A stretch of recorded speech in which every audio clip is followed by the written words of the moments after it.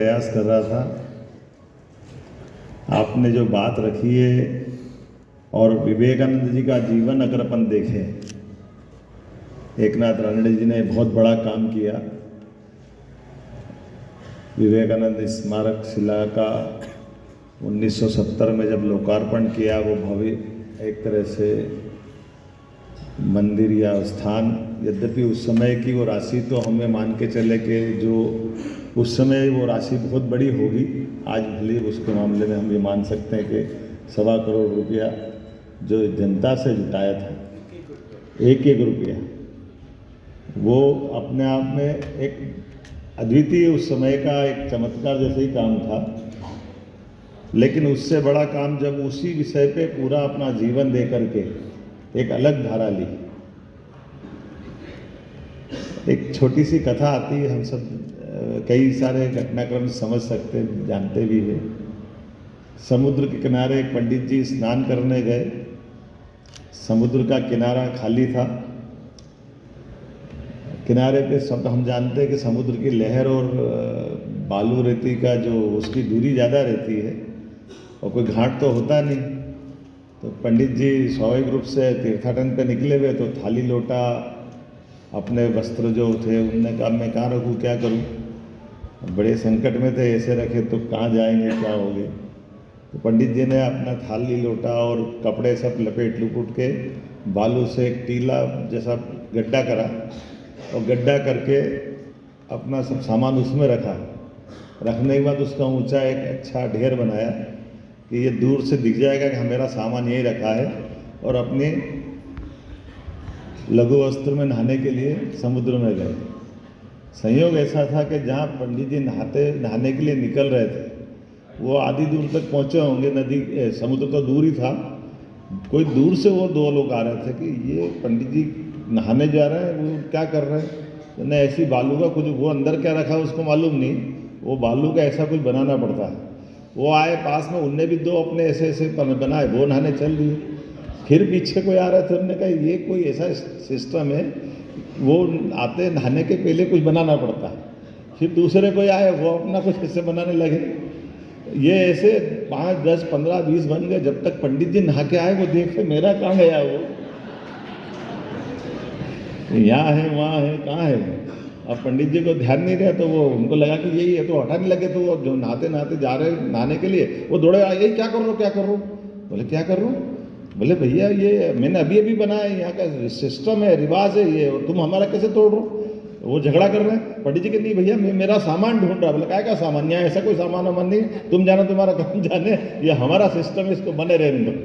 मुझे लगता है अपने भारत में कमोबेश ऐसी स्थिति है, अध्यात्म के विषय पे लाएंगे कि मूल जो हमारा दृष्टिकोण था, मूल जो बात थी, उस मूल बात को लेकर के काल के प्रवाह में, अब मेरे भी एक धर्म संकट है। मैं राजनीतिक व्यक्ति हूं, इस नाते से कुछ बोलूं तो भी संकट है।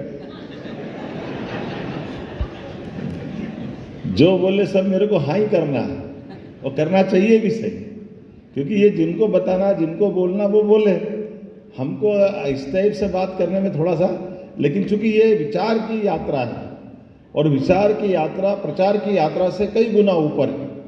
उस विचार से चूंकि भारत की विशेषता बताने वाली बात, और इसीलिए मैंने कहा कि ये काल की नगरी, महाकाल की नगरी। अब ये हम कभी कल्पना कर सकते कि महाकाल की नगरी मतलब समय की नगरी, और समय की नगरी में दुनिया का सर्वाधिक शुद्ध समय कहीं गणना में आएगा तो उज्जैन से आएगा। और इसलिए आप कभी घूम के देखिए उज्जैन का, अगर अपन आजकल तो जीपीएस बन गया, और जीपीएस से आप देख सकते हैं कि पृथ्वी अपने कितने अंश से झुकी हुई, 23.26 अंश से। आप नया जीपीएस बने को 10-15 ही साल हुए, पुराना तो नहीं। जनार्दन नेगी एक बहुत बड़े भूवैज्ञानिक है, उनने अभी कुछ समय पहले हमने उस पर काम किया, माननीय हमारे मोरबन जी पिंगले और माननीय वाकनकर जी और ये सब लोगों ने एक पॉइंट ढूंढा था कि ये जो पृथ्वी का केंद्र बिंदु है, ये खसकता रहता है।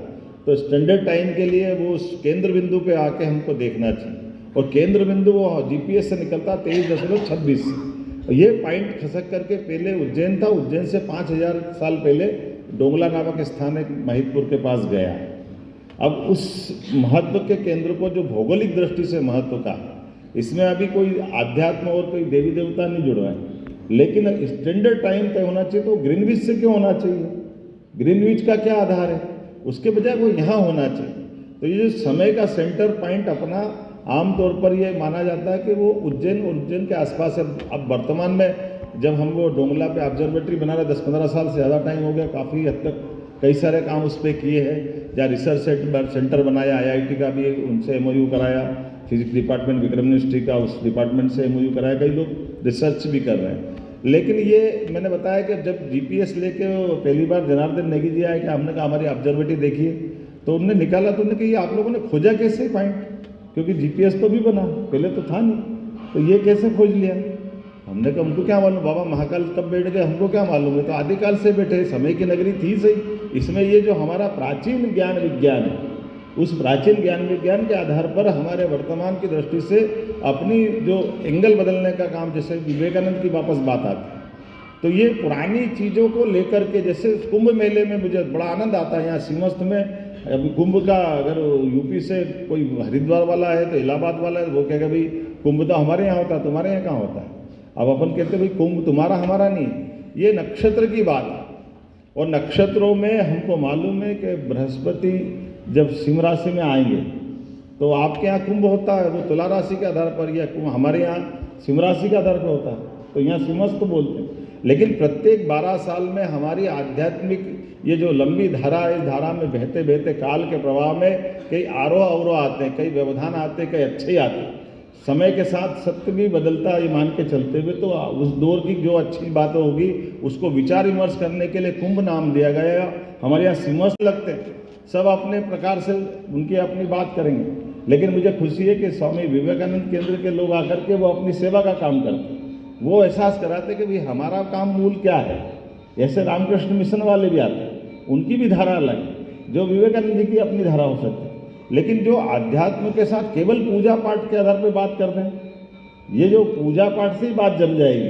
पूजा पाठ का अपना महत्व है, मैं उससे अश्रद्धा नहीं कर रहा, श्रद्धा वहाँ भी है, लेकिन पूजा पाठ करने के बाद भी बाबा महाकाल तो निर्विकार है, और निर्विकार है तो चराचर जगत में एक अपना एक सब में, जो अभी आपने अपने उद्बोधन में कहा कि प्रभु कहाँ नहीं, परमेश्वर कहाँ नहीं, नदी पहाड़ पर्वत पूरी प्रकृति में।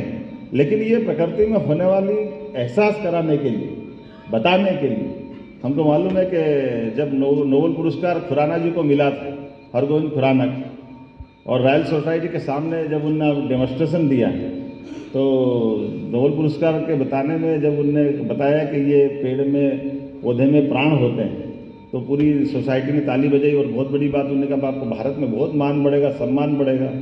बोले भारत में कुछ नहीं होगा, आप ही करो सम्मान मेरा। तो उन्होंने क्यों, आपके लोग आपका सम्मान नहीं करते क्या? बोले नहीं, वो तो क्या था कि माँ सबको मालूम कि पौधे में प्राण होते हैं, तो आपको मालूम नहीं था, तो आपके सामने दिखाया। इसमें कोई नई बात नहीं है, वहाँ छोटे से छोटे गांव में भी मालूम है सबको क्या होता है। तो ये कई सारी हमारी बातें ऐसी है जिसके आधार पर ये हमारी संसार की इन व्यवस्थाओं में, जो मैं इसको वापस वहीं आता हूँ कि एकनाथ जी ने बहुत बड़ा काम किया, और आप सबके माध्यम से भी सच्चे अर्थों में इसी बातों को, स्वामी विवेकानंद जी का जो पूरा जीवन इसी रूप में जो निकला है, और इसी आधार पर मुझे तो इस बात की पसंद, मैं बड़ा मन से इस कार्यक्रम में आया हूँ। यद्यपि संघ के साथ साथ विद्यार्थी परिषद में मैंने लंबा समय काम किया, और विद्यार्थी परिषद में हम अपने स्वामी विवेकानंद जयंती मनाना और विवेकानंद जी की पूरी बात को लगाने के लिए उसी भाव को देखते कि स्वामी विवेकानंद जी के माध्यम से वो हमको अपने कोई संन्यास मार्ग पे नहीं ले जा रहे, लेकिन सत्य मार्ग पे ले जा रहे हैं। लेकिन विवेकानंद जी की बात विवेकानंद जी कहने के बाद उसको विवेकानंद केंद्र वाले आगे बढ़ा रहे हैं, ये और आनंद की बात है। इसलिए मैं आपका अभिनंदन करता हूँ, उज्जैन में सरकार की ओर से स्वागत करता हूँ, और मुझे लगा अच्छा लगा आपके बीच कुछ समय गुजारा। बहुत बहुत धन्यवाद। भारत माता की जय। विवेकानंद शिला स्मारक स्वामी विवेकानंद केंद्र के आज के इस कार्यक्रम के उनके 3 दिन के कार्यकारिणी की बैठक के समापन के अवसर पर मैं आज यहाँ सम्मिलित हुआ था। मुझे मालूम है स्वामी विवेकानंद के मानव जीवन कई जन्मों के पुण्य के बाद मिलता है, इसलिए मानव जीवन की सार्थकता होना चाहिए। समूचा समाज चराचर जगत में आध्यात्म फैला हुआ है। मैं विवेकानंद केंद्र के उदात्त विचारों की सराहना भी करता हूं, और मैं स्वयं उस आज कार्यक्रम में सम्मिलित हुआ। एक अच्छे विचार को लेकर एक बड़ा संगठन है। मैं उनके प्रति शुभकामना देता हूँ। Thank you.